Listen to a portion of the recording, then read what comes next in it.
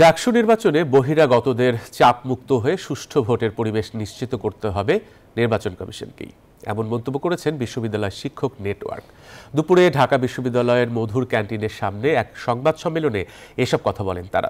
এ সময় সামাজিক যোগাযোগ মাধ্যমে গুজব রটিয়ে ভোটারদের নিরুৎসাহিত করতে পোস্টদাতার বিরুদ্ধে শাস্তিমূলক ব্যবস্থা নেওয়া সহ 10 দফা দাবি ও পর্যবেক্ষক তুলে ধরে শিক্ষক নেটওয়ার্ক।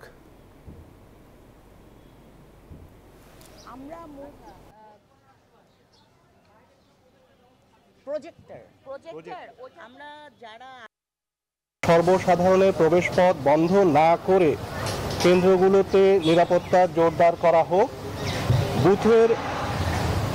বুথের বাইরে লাইন জ্যামিং এর অফিসার ও শিক্ষক নিয়োগ করা হোক।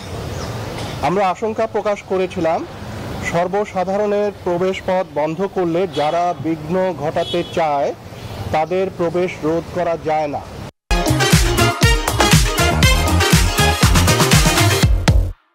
আরও জানাতে ঢাকা বিশ্ববিদ্যালয় ক্যাম্পাস থেকে সরাসরি যুক্ত হচ্ছেন মোহাইমিনুল খান।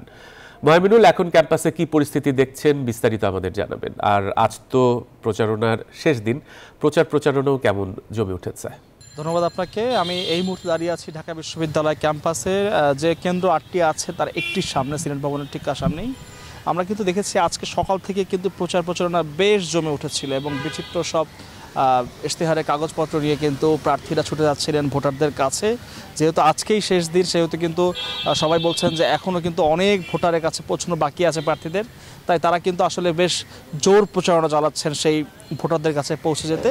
এদিকে কিন্তু ঢাকা বিশ্ববিদ্যালয় কলাভবনের সামনে যে বটতলা রয়েছে ঐতিহাসিক, সেই বটতলার সামনে কিন্তু আজকে ছাত্রদল সমর্থিত যে প্যানেলটি রয়েছে তার হল সংসদ এবং কেন্দ্রীয় সংসদের সকল প্রার্থীরা মিলে শপথ বাক্য পাঠ করেছে। অর্থাৎ তারা যে ইশতেহারটি দিয়েছিলেন শিক্ষার্থীদের উদ্দেশ্যে তা যে তারা বাস্তবায়ন করবেন তা কিন্তু শপথের মধ্য দিয়ে তারা জানিয়ে দিয়েছেন এবং সেই অঙ্গীকার নিয়ে কিন্তু তারা আবারও প্রচারণায় নেমেছেন বিশ্ববিদ্যালয়ের বিভিন্ন হল জুড়ে।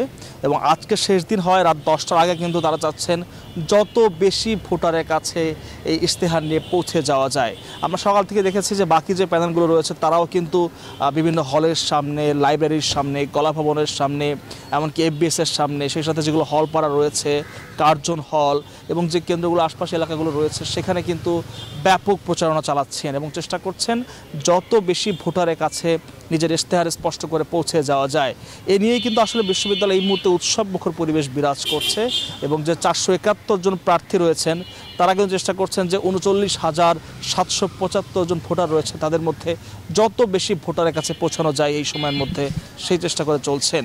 আসলে সব মিলে কিন্তু শেষ মুহূর্তে এই প্রচারণা বেশ জমে উঠেছে বিশ্ববিদ্যালয় ক্যাম্পাসে। এদিকে যারা প্রশাসনে রয়েছেন তারা কিন্তু ব্যস্ত রয়েছেন পরশুদিন নির্বাচন সুষ্ঠু করার জন্য। যেসব নিরাপত্তা ইস্যু রয়েছে, সিসি ক্যামেরা সেট করা থেকে শুরু করে 100টি যে বুথ বাড়ানো হয়েছে তা কোথায় কোথায় আসলে বন্টন করা হবে সেগুলো কিন্তু বসাতে ব্যস্ত রয়েছে প্রশাসন। আমাদের সাথে কথা হয়েছে, তারা বলছেন যে আসলে নিশ্চিত নিরাপত্তার মধ্য দিয়ে এই নির্বাচন যাতে অনুষ্ঠিত হতে পারে এবং কোনো রকম বিশৃঙ্খলা না হয় সে বিষয়ে কিন্তু সজাগ ভূমিকা রাখছে প্রশাসন বলে আমাদেরকে জানিয়েছে। এবং শেষ মুহূর্তে কিন্তু তাদেরও তোড়জোড় বেশ জোরে সোরে চলছে এবং কেন্দ্রগুলোকে আসলে ভোটের প্রস্তুতির জন্য আনতে কিন্তু বেশ বেগ পেতে হচ্ছে বিশ্ববিদ্যালয় প্রশাসনকে। সব মিলিয়ে এই মুহূর্তে কিন্তু ঢাকা বিশ্ববিদ্যালয় ক্যাম্পাস পুরোপুরি জমে উঠেছে এই ডাকসু নির্বাচনকে ঘিরে। তো এখান থেকে এই ছিল এখন পর্যন্ত আমার কাছে সর্বশেষ তথ্য।